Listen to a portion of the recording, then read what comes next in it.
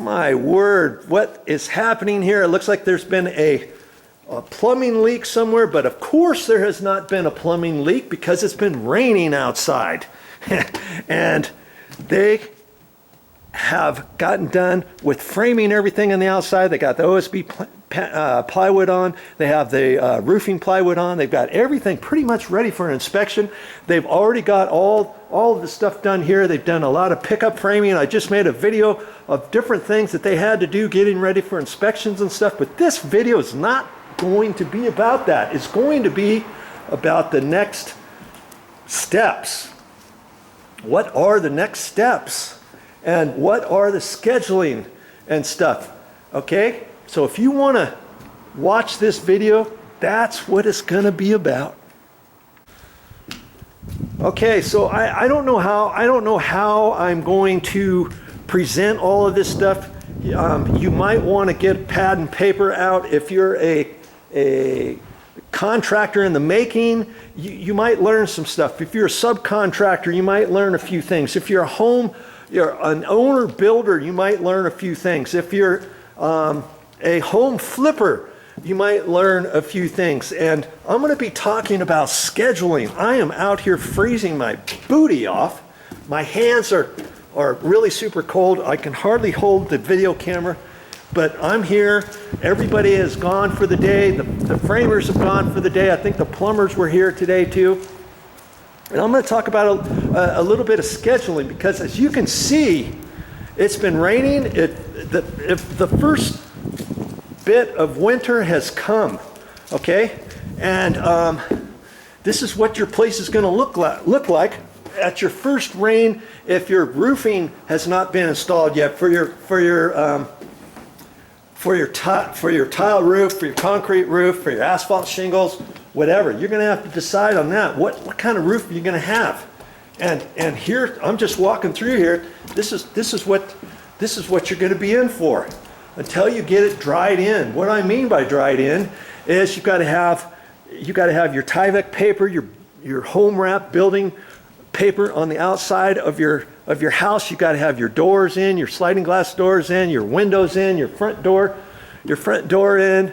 You know, a contractor's type construction door, your back door, all that kind of stuff. Your roofing paper, you want that on, and then you would be called dried in. Then you won't have this, because if you have this, and if it stays on here too long, and if you haven't coordinated properly, and your time frames have not been done properly, your OSB flooring is going to start checking like this. You see how this is starting to come up? Your OSB plywood is just bits of shavings all glued together. You see all this stuff? I mean, is it that good to have water on this floor? No, it's not. But it's going to be okay. It's going to be okay. What I see a broom over here. What they probably should have done today, at the end of the day, is broom more of this water out. Here's a broom. They should have got a squeegee in here or something. Look at this standing water here. See there? My feet are wet, and they could have squeegeed some of this stuff out of here. Let it dry. Fortunately for them, for the next week and a half, it's going to be sunny, it's going to be dry, and hopefully by that time they'll have everything done, you know, on the outside and the windows and stuff. So let's just talk about scheduling. Hey, when it gets up to this point, you already got to have your ducks in a row, and hopefully the general contractor, I'm sure he's got his ducks in a row. I'm not taking anything away from him. I'm talking to you now. If you're the owner builder or the homeowner, and you got somebody else in charge of it, there's still some things you need to know. If you're a subcontractor, if you're a flipper, whoever you are, whatever the reason why you're watching this, it's probably to learn a few different things that I might be able to share with you on scheduling. But, you know, don't put yourself to sleep thinking, oh, you know, it's going to be a while until until the framers get done, and then they have to build the roof, then they have to put the plywood on, then they have to put the OSB plywood on, then they have to build your front entrance, they have to build your back areas, they have to do some other stuff, then the plumber's going to get here, the electrician's going to be in here, but you got to start thinking, you got to think ahead of them. Yes, you've got to, you know, when you first ordered all the materials, I hope that you ordered the windows, because you want the windows here as soon as the framing gets done. Okay, maybe the windows have to be installed before the home building wrap needs to be installed on the outside. Okay, and if the windows were here, I would say the windows are probably going to be one of the next things that have to be installed on the outside. Your door, you know, you don't want to put your brand new door in here, but you want to have a construction door in here so that you can get this thing dried in. All of your windows need to be installed. All of your sliding glass doors need to be installed. All of your different things, like your back door, should be installed. You want to get to a point where you want to get this thing locked up. Too. Okay, here's your back door going into the garage. You can put a construction door. You can put a construction door in here. You can get another construction door, and you can install it there. Construction door meaning not the actual door that's going to go there, but a door that you can lock up, that you don't care if it gets marked up, you don't care if it gets wet, you don't care if it gets dinged up. Not the actual door that gets there, okay? You can then lock that up. If you got your windows ordered, you get your windows installed. Guess what? At that point, and you get your Tyvek paper installed, and you get your stucco started. Not your actual stucco, your actual stucco wire on the outside. If you're going to put stucco on the outside of that, if you're going to have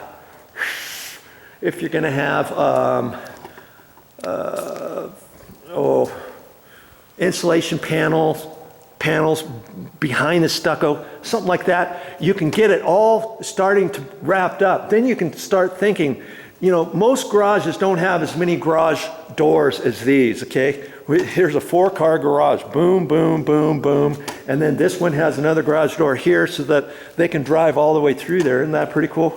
And then this one's a big old huge one, because there's going to be a big old huge motorhome that's going to be over here. Well, lots of times the framers will frame these out. We'll frame these out and put plywood. They'll just put plywood for the time being, not the actual doors, because you don't want to put the doors in until all your stucco gets done, all your roofing gets done, all that kind of stuff. But at least you can do that and get this locked up. You know, you can get all that, and then you can come in on one door, or you can have something with a door in it, double door, framed out with plywood, so that you can come in and out and unlock it and lock it and store stuff in here and that kind of stuff. Okay, but back to scheduling. Okay, we're talking about the windows. You need to get the windows ordered. All right, you got to have you got to be one step ahead of wherever you're at inside the house. You got to let's talk about your roofing. You got to have already decided what kind of roof you're going to have installed. Are you going to have asphalt shingles? You're going to have concrete tiles. You're going to have clay tiles. The whoop-de-woo ones, woo-woo-woo. You're going to have a metal roof. What kind of roof are you going to have? Do you have all that stuff ordered? You want to get that stuff ordered. You want to get your roofers scheduled, because now is the time before you get the heavy rains. Now's the time to get your roofer back out here and start putting your roofing paper on, and however they're going to do that, so that you can get the floor protected, and so when it rains, everything runs off. You see, you got to have your roof jacks. Who's going to be responsible for ordering your roof jacks? Who's going to be responsible for ordering your exhaust fan roof jacks? Your fireplace roof jacks. See, here's some roof jacks. The plumber brought roof jacks for his plumbing. He's left those for the roofer.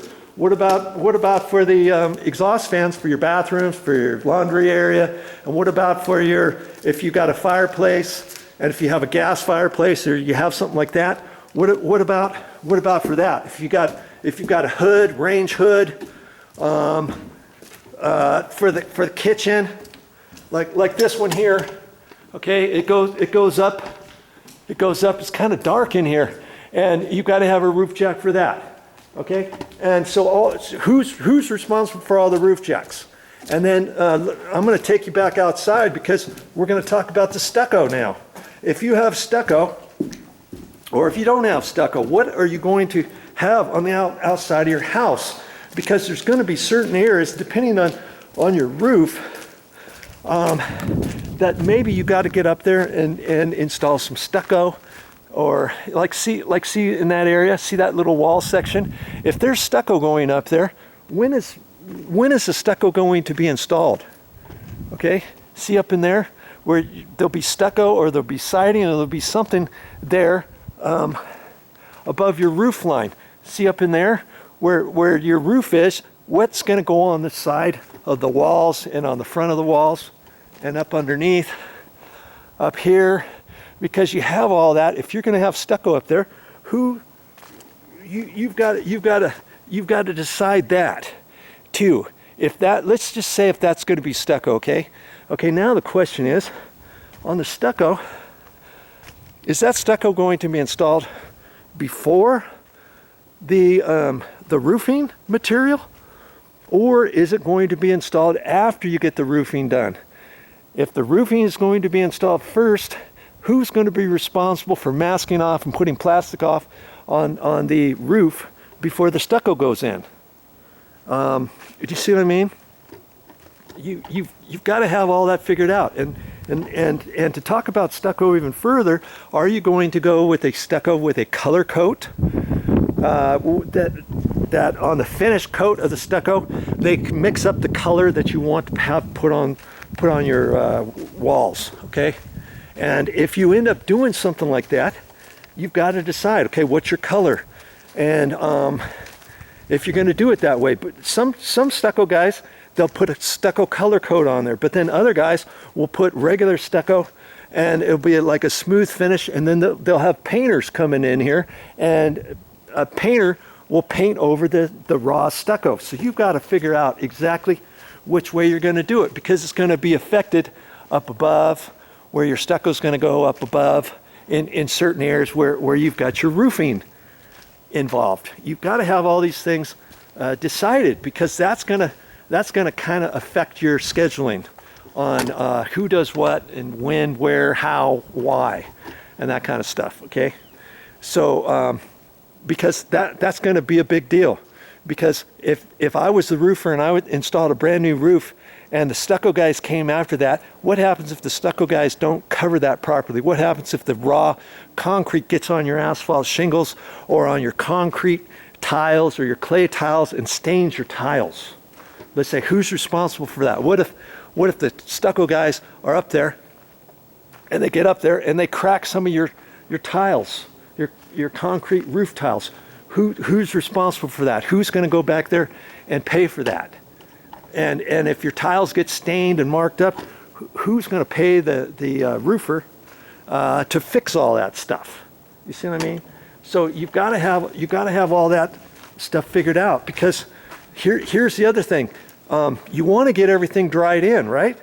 You've got to get it dried in, and you then want to start thinking about how you're going to keep this place locked up, because you don't want to have every Tom, Dick, and Harry coming in stealing anything. Okay, you've got all your drywall and you've stacked it in here or whatever, or even beyond that, your tiles for your bathroom and your cabinetry and your doors and your baseboard and all that kind of stuff. You're not going to just set it in here, are you? You've got to have a plan for all that kind of stuff, don't you? So you've got to start thinking about that. You've got to think about that ahead of time, because then after your framing inspection, you've got your electrical and your plumbing. So as soon as your plumbing and electrical get done and your air conditioning, guess what? It's ready. You're ready for installing insulation up above in your attic area and insulation in your walls. You've got to decide which walls are you going to insulate. Even though if it doesn't call for all of your interior walls to be insulated, do you want to start thinking about having your bathroom walls insulated where your toilet is? Here's your toilet. You want to put insulation on this wall, that back wall, the side wall, so that every time you flush the toilet, your guests don't have to hear the toilet flushing. You want to have solid core doors. You want to have hollow core doors. You got to think about that. Okay, and once your insulation goes in, you've got drywall. Okay, so then your drywall guys are going to come, and they're going to want to install your drywall, right? So then the question becomes, what are you going to have on the outside of your walls? On the exterior, you're going to have stucco or what? And how are you going to install your drywall? Are you going to use sheetrock screws, drywall screws, or are you going to use nails and hammering it? Years ago, they did nails. Okay, maybe today they do screws now, I don't know, but there was always this thing, okay, what goes first? You put the drywall on first before the stucco? Because if you start banging on the walls with your nails to hold your drywall, and if you just put your stucco on the outside, you could crack some of your stucco.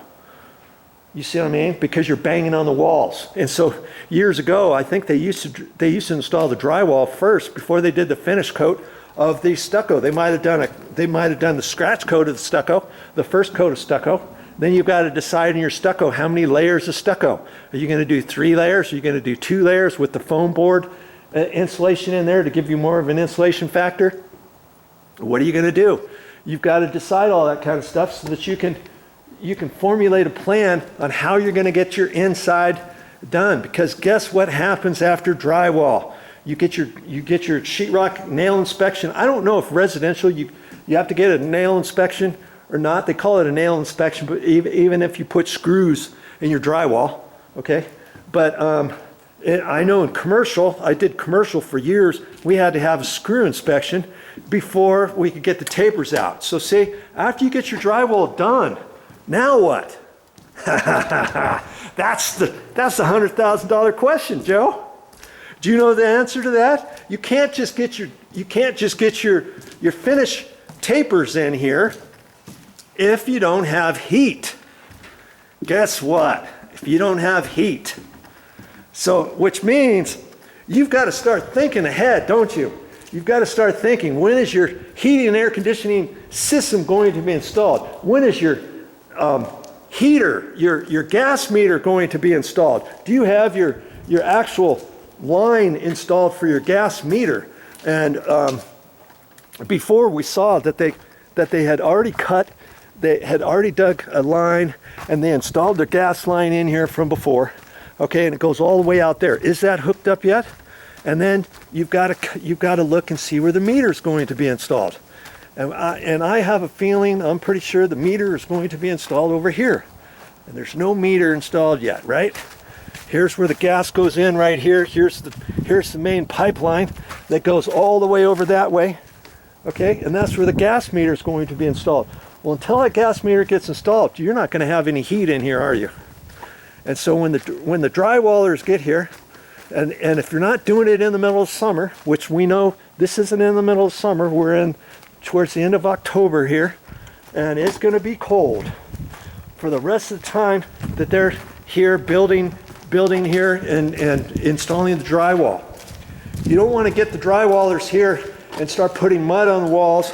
Usually when the drywallers get here, they like to come and they want to put the mud up every single day. Boom, boom, boom, boom, boom, until they're all done.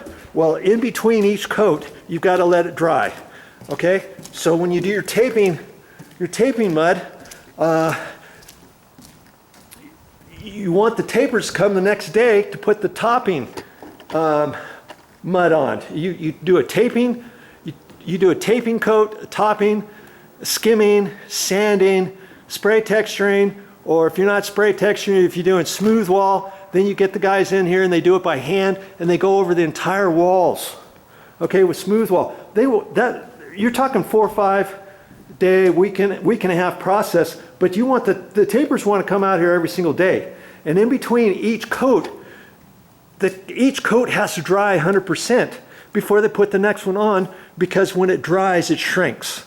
Okay? And in the winter, they're going to want heat in here, which means all the windows have to be in, all the doors have to be in, all the roofing material has to be in, and they're going to want heat. Now, if you don't have heat, if you don't have the heaters going, you've got to decide what else to do. Now, years ago, and I don't know if they allow this or not, so don't quote me on this, okay? But years ago, when I was a contractor and we did commercial projects, tenant improvements, metal studs, drywall, T-bar ceilings, that kind of stuff, we'd go in there and the heaters weren't on. The heating and air conditioning units might not have been installed up on the roof yet. The gas lines might not be installed yet, and all that kind of stuff. Well, we would take big, huge propane tanks that were maybe about, I don't know, 4.5, 5 feet tall, 4 feet tall at least, and pretty big, full of propane, and we'd take a torch, a big old jet burner thing that you lit, and you attach the gas line to this jet engine type thing that just shot the flame out the end, and we would set them up like something like this. We would set 3 or 4 of those up inside a tenant improvement. Now, I don't know if that was legal. I saw other general contractors, other sheetrockers do it, and we did it, and nothing ever happened. But I don't know, is that a fire hazard? If you lit a match, would the place go up and explode? Have no idea, because there's propane fumes in there all night. And we did that between each layer of drywall mud. They would come in here during the day and do one coat, and then we turn on the propane tanks and just pump that place and make it nice and warm, so the next day they could do the next coat. And then that afternoon, evening, we'd have the propane tanks on again. And we did that for 3 or 4 days in a row to get the drywall done. What are you going to do in here? Can you even do that in residential? I have no idea. And you'd have to talk to the inspector, you'd have to talk to a general contractor, you'd have to talk to the sheetrockers and find out, and you'd have to talk to the tapers. Hey, what's it going to take to get this thing done if we don't have heat? And they might be shaking their heads thinking, hey, I don't know, because we always have heat, and before we start putting the sheetrock mud on the drywall, we got to have heat in here. So you got to think about these things ahead of time, which means at the first of the job, you got to talk to your heating and air conditioning guy. You got to figure out when you're going to get your gas. When you're going to get your gas here. A neighbor of ours, they had their house done, and they ran into the same problem. They had about a 1.5, 2 week delay in getting their drywall started because they didn't have any gas. And once they got their gas, they had 2 or maybe 3 heating and air conditioning units. Well, anyways, they hooked up at least 1 unit. I think they only had 1, and then they ran something and did something Mickey Mouse on the wall where a thermostat was. And they didn't actually hook up a thermostat. They had something that read that read like a thermostat inside this little dinky pill-like thing attached to the wire, and then they pumped it full of heat. And at least they had 1 of their units working, even though they were just up to the drywall stage. Okay, you've got to think about that. Okay, let me tell you, if you don't think about stuff like this, you're going to get to this point. You're going to say, "Oh my word, yeah, we didn't order the windows until about a week ago, and now they're telling us it's going to take 5 weeks to get the windows because a couple of them were special order, and it's back ordered, backlogged." Wherever we're getting them from, they've had an issue about getting stuff, but we'll get them 5 weeks from now.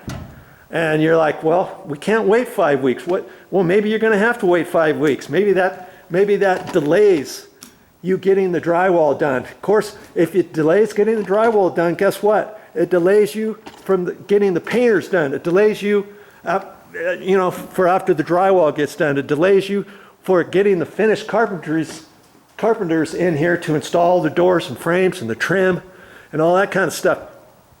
It delays you from the painters being able to paint your doors and your door jambs and your baseboards. It delays your cabinetry because the cabinets can't be installed, because your countertops can't be installed, because your tile in your bathrooms can't be installed, because your all that stuff.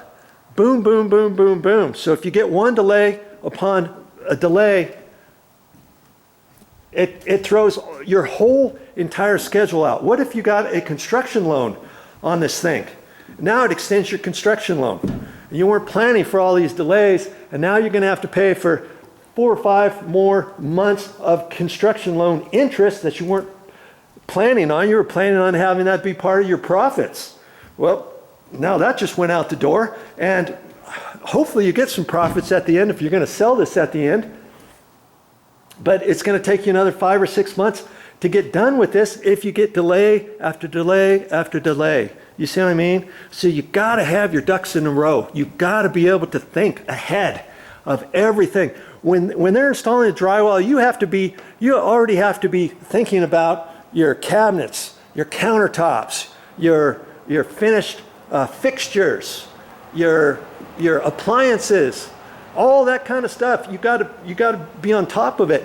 One step, 2 steps ahead of whatever your job site's at. You can't take a deep breath and say, oh man, I'm glad that the framers are done. Man, doesn't this look good? Well, yeah, this looks good. Lots of stuff has happened. All the trusses are up. The patio areas all been built out. This is all hand built here. Big old huge glulam beams on here. Big beam here. This is all hand built 2x12s on here. Here's truss system that's connected to all the other trusses, and now, man, all of that looks all nice and dandy. Well, now you've got to, you can't just rest on your laurels and take a deep breath and relax and say, oh, I'm glad we got this far. No, this is when the work is just now beginning.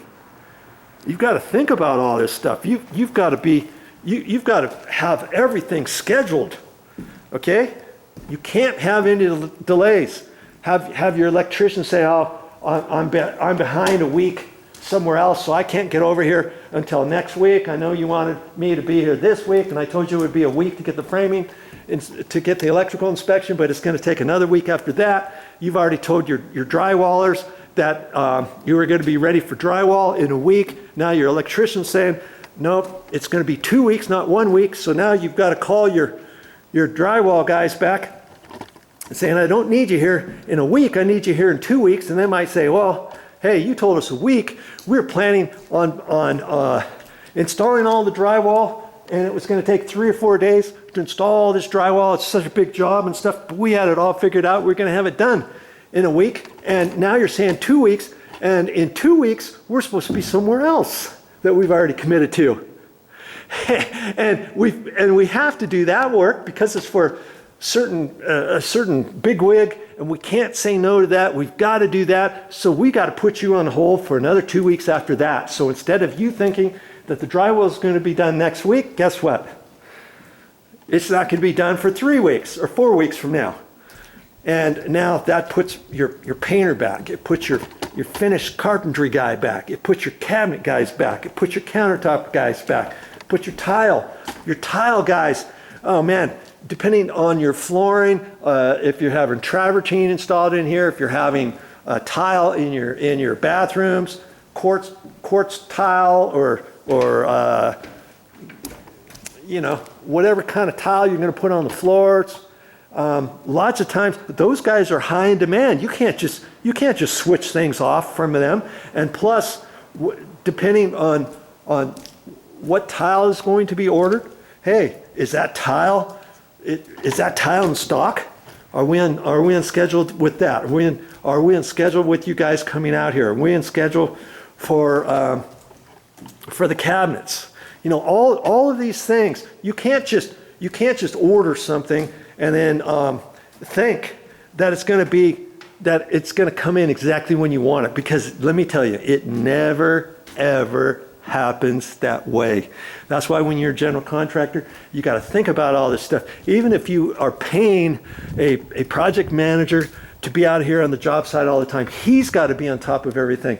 If you're a homeowner, an owner builder, and you've got a friend in charge of doing everything, you got to be on top of him to think about all these things that he might forget. If you're a subcontractor, you might have to think about some of these things because the general contractor might be asking you and putting it on your onus that you said blah, blah, blah, and you didn't check this out, you didn't check that out. You've got to think about certain things too, okay? So, hey, schedule. I'm telling you, your work is just beginning when your framing is up. And now is not the time to start ordering things and starting to call in favors and stuff. You should have had this stuff figured out 3 months ago, 4 months ago, before you even broke ground. And even if you did, here's the other thing. I mean, you could figure out every single thing day to day exactly and put it on a timetable and think this is exactly how it's going to go. Let me tell you, it never works that way. You can't run a job from a office desk. Okay? It just never works. You can have everything figured out. You can make phone call after phone call after phone call after phone call. I don't care how many phone calls you make and how many schedules you've done, and having three months out, and you come back in 3 months, you look at your schedule, it's all going to be screwed up. Let me tell you, you've got to have somebody out here. You've got to stay on top of things. If you're the general contractor, the owner builder, you've got to be out here. You watch all those HGTV TV shows where the main guy, the main flipper guy, he thinks somebody's going to be out here, and then he shows up 3 or 4 days later and he says, hey, where is everybody? You said you were supposed to be out here last week. You said this, you said that. And it's all because you weren't out there. And these subcontractors, they can't make any of these decisions on their own. You've got to have a project manager out here, or if you're the general contractor, you've got to be out here periodically. And you just have to take a pulse. Even if you show up for 1 hour a day or every other day, and phone calls and stay on top of people. You just have to do it. There's no other way. I'm telling you, you've got to maintain your schedules and change your schedules. And that's why you've got to use, if you've done this a lot, and if you're using the same electricians, the same painters, the same plumbers, the same air conditioning guys, you can call in favors. You can change and massage the schedule and talk to guys and get them to come and work weekends if they have to, work overtime if they have to. Hey, I've got the place open tonight. I need you there. I need you to stay all weekend because I've got so-and-so who said he's got to be here on Monday. He can't be here Wednesday or Thursday of next week. He's got to be here on Monday. The only time next week he can be here is on Monday, and he wants to finish all this stuff, and he's gonna work overtime to get everything on Monday, but he can't do anything Monday if you guys aren't here Saturday and Sunday to finish up and be ready for this guy for Monday.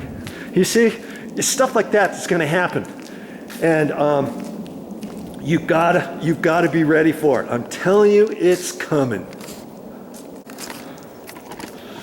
Well, that's all I got for this time, but I'll be back with more videos, and hopefully you've got some good information on scheduling and stuff and of different things. I wish I could be available for you anytime you have a question. In fact, hey, if you got questions and after you watch these videos, you can always send me comments. I may not check my messages every single day on my YouTube channel, okay? But if you've got certain questions, you can always shoot me a line, and I'll do my best to return questions as quickly, as promptly as I can, depending if I'm available, if I'm not out of town, or anything like that. Depending when you watch this video, I'll do my best. Don't rely on me to get right back to you. If I'm available, I will help you as best as I can. But trust me, you've got to have somebody in charge, and hopefully you're learning all kinds of stuff on this entire series on how to build a house